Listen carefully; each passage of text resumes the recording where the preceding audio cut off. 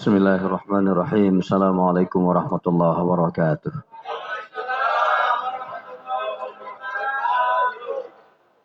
Saya tadinya pengen jadi jamaah saja. Tapi Ustadz Nandi suruh saya ngomong sebentar sambil istirahat. Imam kita sambil istirahat sebentar dulu. Bismillahirrahmanirrahim. Innal hamdalillah wa syukurillah. Wassalatu wassalamu ala Rasulillah. Asyhadu an la ilaha illallah wa asyhadu anna Muhammadan abduhu wa rasuluh. Allahumma salli wa sallim wa barik ala Sayyidina Muhammad wa ala alihi wa ashabihi ajma'in. Apa kabar Bapak Ibu semua? Alhamdulillah, luar biasa, Allahu Akbar. Pada suatu hari Baginda Rasul mendatangi rumah anaknya Fatimah. Ibu, jangan bayangkan rumah Fatimah itu seperti rumah kita. Jangan dibayangkan rumah Ali bin Abi Thalib itu seperti rumah kita, gedong. Pakai AC, kagak. Rasul datang menemui putrinya Fatimah. Ali kebetulan tidak berada di tempat. Fatimah itu, Bapak Ibu sekalian, adalah putrinya Rasulullah yang menikah dengan Ali bin Abi Thalib, yang melahirkan cucunya Rasul Hasan dan Hussein. Rasul kasih tahu sama Fatimah begini, wahai putriku, sore nanti saya dan sahabat-sahabat pengen buka puasa di sini. Kira-kira gimana Bapak? Kalau ada orang tua kita pengen datang ke rumah kita buka puasa, senang apa senang? Senang ya. Kalau mertua datang, senang apa enggak? Senang ya. Karena kebanyakan ada orang sekarang datang keluarganya dari kampung, belum duduk udah ditanya rencana pulang kapan.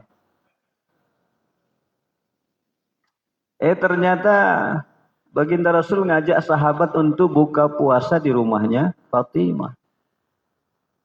Nah, berita itu disampaikan kepada suaminya Ali ibnu Abi Thalib. Ya suamiku, iya. Tadi pagi Rasul datang. Ada apa? Rasul mau ngajak sahabat-sahabatnya untuk berbuka puasa di sini. Tentu kalau disebut sahabat Rasul, tersebutlah Abu Bakar As-Siddiq, Umar bin Khattab, Utsman bin Affan, gitu ya. Itulah sebut dengan sahabat Khulafaur Rasyidin nanti. Nah, Ali ketika disebutkan Rasul pengen buka puasa di rumahnya sebagai menantu, pastilah senang. Pertanyaan kemudian adalah, Ali nanya sama anaknya Fatimah, kira-kira kalau Rasul datang dengan sahabat, apa yang kita hidangkan? Gitu. Itu persoalannya di situ. Fatimah bilang begini, ya suamiku, memang jangankan untuk menyambut Rasul, untuk kita saja pun belum jelas ini apa untuk dibukain ntar sore. Gak ada lontong, gak ada kurma gitu ya. Apalagi kalau di Betawi biasa buka puasanya apa sih? Kolak. Gak ada belum. Jadi jangankan menyambut Rasul, untuk mereka saja pun ya seperti biasa, air putih gitu ya. Air mungkin kurma gitu. Sementara yang datang ini Rasul dengan sahabat. Terus Fatimah bilang begini, terus gimana ya? Ali, begini sajalah. Apa yang ada di rumah ini, yang berharga kita jual aja dah. Dilihat-lihat, dihitung-hitung, apa yang berharga di rumah itu. Tempat tidurnya juga, Allahu Akbar. Yang berharga di rumah itu adalah baju besi. Baju yang dipakai Ali kalau perang. Tapi kalau itu dijual, ya nggak mungkin. Akhirnya Fatimah itu, dia comot itu kalung yang ada di leher. Bu, kalung dia comot bu. Kira-kira kalau ibu disuruh wakaf, disuruh sedekah, mau nggak sedekahin kalungnya? Kira-kira kalau tidak disedekahin, ntar meninggal dibawa enggak kalungnya, Bu? Enggak. Kalaupun itu tinggal, pasti untuk istri mudanya Bapak. Maka sebelum dikasih sama istri pengganti, sedekahin sekarang. Udah jalan wakafnya belum? Saya ngingatin aja itu. Memang saya belum bayar, tapi saya ingatin terus itu. Ternyata Fatimah ambil itu kalung. Dan kalung itu adalah pemberian Rasulullah. Dan kalung itu adalah pemberian pamannya Rasul yang bernama Hamzah. Hamzah itulah yang syahid di medan Uhud. Itu kalung diambil, dikasih kepada suaminya Ali ibnu Abi Thalib. Ya suamiku, ini ada kalung nih. Pemberian kakekku Hamzah. Yang dikasih kepada Rasul, Rasul kasih kepada. Ini jual nih, jual. Dijual itu Pak kalung. Bu, itu kalung dijual, Bu. Untuk apa? Untuk memuliakan tamu yang datang. Untuk berbuka puasa Rasulullah dan sahabat. Diambil itu kalung. Kan kalau di Arab yang belanja itu laki apa perempuan? Laki kan? Laki, Pak. Kalau kita? Perempuan. Saya mau nanya Bapak jujur nih Pak. Kalau Bapak diajak istri belanja kira-kira sanggup nggak? Ibu cepat jawab, enggak. Saya jujur Pak, kalau ada suami yang bisa menemani istrinya belanja, jempol saya 2 Pak. Iya. Nggak sanggup kita Pak. Itu kalau ibu belanja apalagi di mall dari ujung ke ujung jalan dulu survei harga. Belum beli itu, survei aja itu. Itu kalung dibawa oleh suaminya Ali pergi ke pasar ke Sauk, dijual itu kalung, dijual. Dapatlah uang rial kalau sekarang, dibelanjain tuh. Dibelanjain, keranjangnya penuh lah. Kalau kita sebut pakai keranjang penuh lah, dibawa untuk berbuka puasa. Ali senyum-senyum, selamat. Ada yang ingin dihidangkan kepada tamu. Tapi apa yang terjadi Bapak Ibu sekalian, begitu uang sudah dibelanjakan, belanja sudah di tangan, ternyata ada saja yang meminta belanja tadi. Diminta, dikasih. Ludes Pak. Ludes, habis kosong itu keranjang. Pulang ke rumah. Pulang dibawa keranjang kosong. Istrinya nanya, suamiku, enggak jadi belanja? Jadi. Udah dijual kalungnya? Sudah. Terus belanjanya kemana? Istriku, tadi banyak yang minta-minta. Mereka lebih layak untuk kita beri. Saya beri itu semua. Pak, kira-kira kalau istri kita mendengar begitu gimana sikapnya? Bu, kira-kira ibu suami begitu gimana Bu?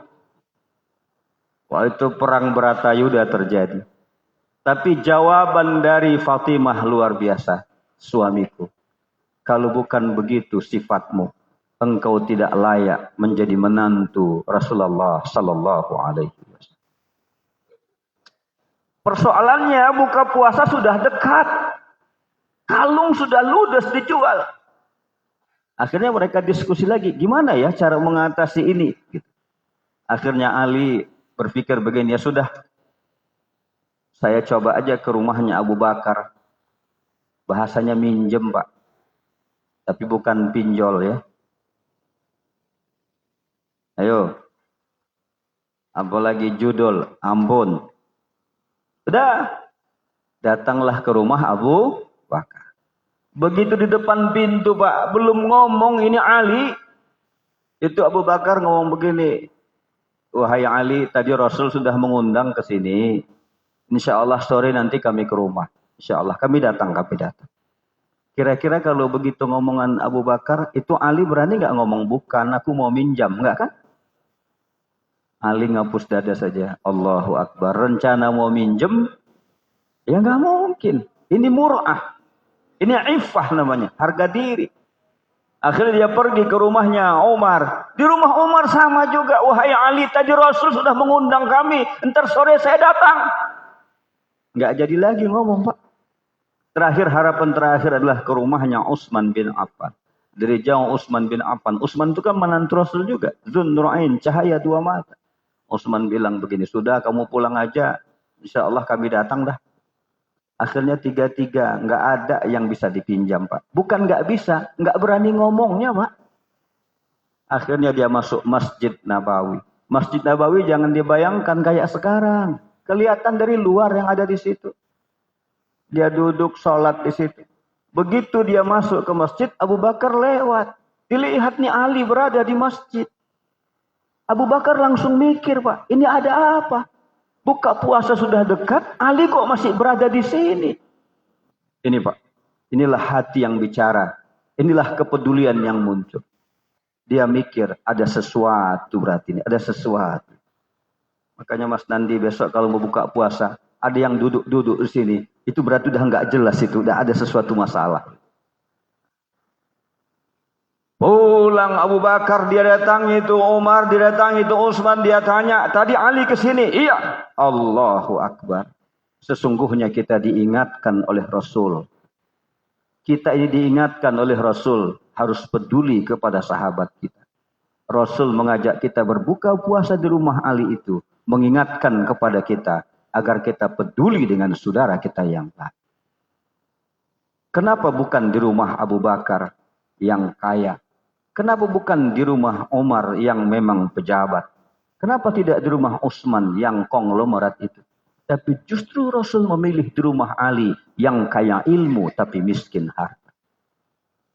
Sekarang kalau diundang kita buka puasa, ada orang gede, ada orang kecil, kira-kira mana lebih ramai yang datang? Wow. Apalagi kalau ada tentengannya pulang. Maka tantangan yang paling berat sekarang, Pak, adalah tentengan. Semakin besar tentengannya, semakin berat tantangannya. Mudah-mudahan ini satu pelajaran yang baik bagi kita di Ramadan ini. Betapa kita harus peduli dengan saudara kita yang lain. Karena itu, Musholla Al-Hidayah, kalau ada kegiatan peduli dengan yang lain, yuk kita dukung, itu bahagian dari kepedulian kita. Tidak hanya di bulan Ramadan, tapi di hari biasa juga kita lakukan. Terima kasih. Wassalamualaikum warahmatullahi wabarakatuh.